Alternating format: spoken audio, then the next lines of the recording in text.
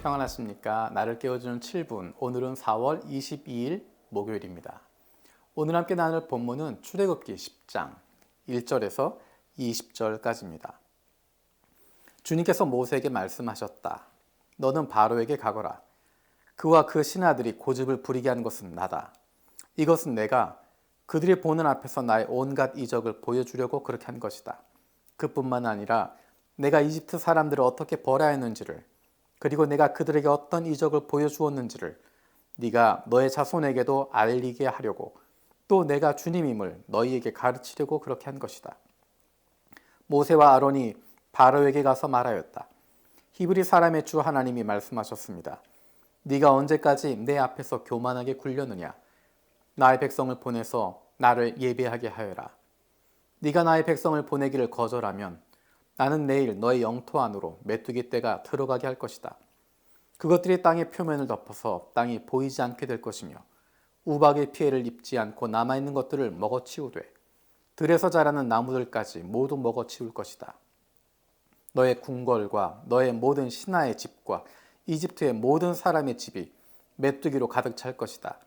이것은 너의 아버지와 너의 조상이 이 땅 위에 살기 시작한 때부터 오늘까지 너희가 전혀 못 본 일이다. 그리고 나서 모세는 발길을 돌려 바로에게서 나왔다. 바로의 신하들이 바로에게 말하였다. 언제까지 이 사람이 우리를 망하게 하는 함정이 되어야 합니까? 이 사람들을 내보내서 그들의 주 하나님을 예배하게 하심이 좋을 듯합니다. 임금님께서는 아직도 이집트가 망한 것을 모르고 계십니까? 모세와 아론이 다시 바로에게 불려갔다. 바로가 그들에게 말하였다. 너희는 가서 주 너희 하나님께 예배하여라. 그런데 갈 사람은 누구냐? 모세가 대답하였다. 우리 모두가 주님의 절기를 지켜야 하므로 어린아이와 노인들을 비롯하여 우리의 아들과 딸을 다 데리고 가야 하며 우리의 양과 소도 몰고 가야 합니다. 바로가 그들에게 소통쳤다. 그래, 어디 다 데리고 가봐라.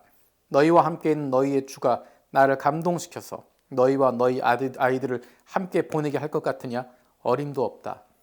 너희가 지금 속으로 악한 음모를 꾸미고 있는 것이 분명하다. 그렇게는 안 된다. 가려면 너희 장정들이 나가서 너희의 주에게 예배를 드려라. 너희가 처음부터 바란 것이 그것이 아니더냐. 이렇게 해서 그들은 바로 앞에서 쫓겨났다. 주님께서 모세에게 말씀하셨다. 너의 팔을 이집트 땅 위로 내밀어라.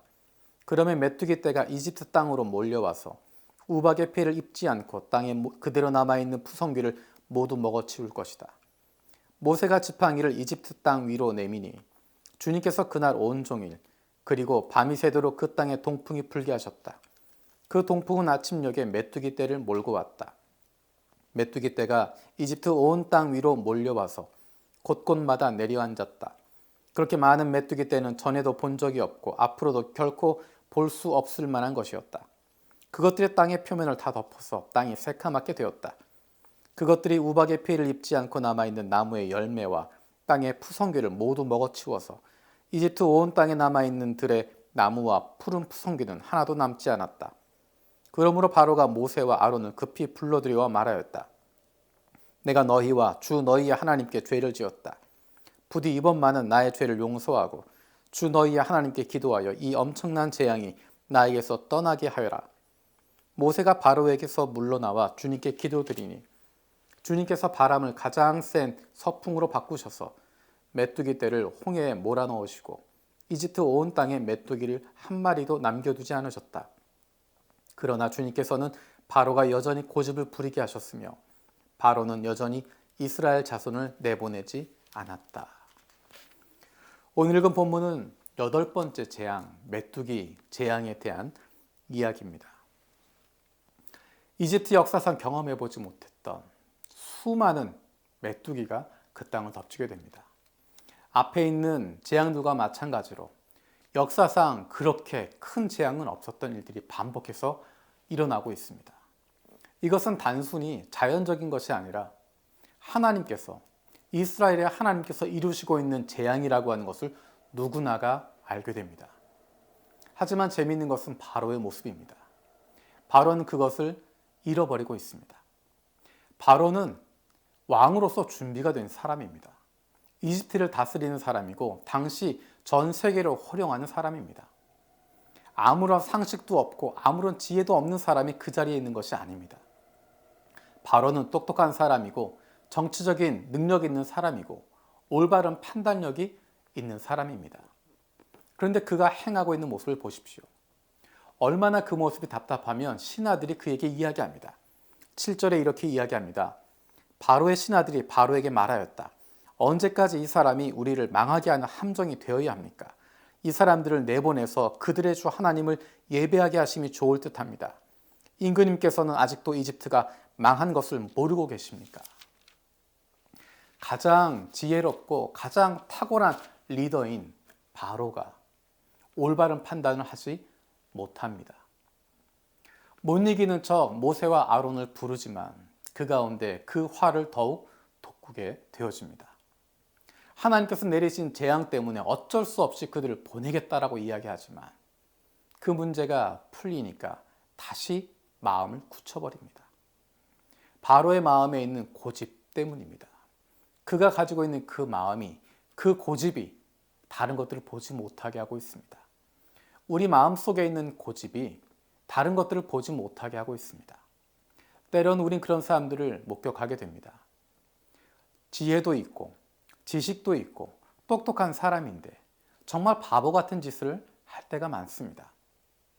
그런 경우는 대부분의 경우에 한 가지의 생각이 붙잡혀 있기 때문입니다.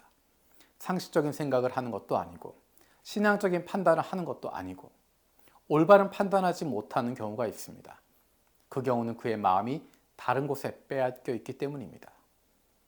바로는 자기의 고집에 사로잡혀서 주변을 돌아볼 수도 없었고 하나님에 대해서 올바르게 생각할 수도 없습니다.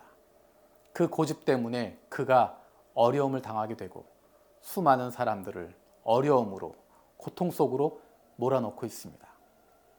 때로는 우리의 모습이 그런지도 모르겠습니다. 상식도 있고 신앙도 있고 지혜도 있는 사람인데 어느 순간인가 내가 한 가지에 붙잡혀서 그것 외에는 생각하지 못하게 되고 고집을 부리게 되고 내 마음 때문에, 내 그 고집 때문에, 내 자존심 때문에 모든 사람을 힘들고 어렵게 만드는, 그리고 더 나아가서 내 자신을 망쳐버리게 되어지는 그런 일은 없는지 우리의 모습을 돌아볼 수 있으면 좋겠습니다. 기도하겠습니다. 살아계신 아버지 하나님, 바로의 모습을 보면서 우리의 모습을 돌아봅니다. 정말 지혜로운 왕이었을 텐데 상식도 있고 지혜도 있고 많은 것들을 배운 왕일 텐데 그가 그 마음 가운데 고집이 있어서 그의 자존심 때문에 하나님의 말씀을 깨닫지 못하고 끝까지 버티는 것을 통하여서 수많은 사람들이 어려움을 당하고 고난을 당하는 것 봅니다. 그리고 심지어 그 자신도 파괴되어지는 것을 봅니다. 하나님, 우리가 우리 마음에 있는 고집 때문에 내 한 가지 생각 때문에 내 편견과 내 선입견 때문에 하나님의 말씀을 거부하는 사람 되지 않게 하여 주시고 우리의 고집을 내려놓고 우리에게 말씀하시는 나에게 보여주시는 하나님의 뜻에 순종할 수 있게 하여 주시옵소서. 감사드리고 예수님의 이름으로 기도드립니다. 아멘. 오늘 하루 살아가는 동안에 하나님의 부르심에 하나님의 말씀에 아멘이라고 순종할 수 있는 저와 여러분들 되었으면 좋겠습니다. 고맙습니다. 하나님의 택하신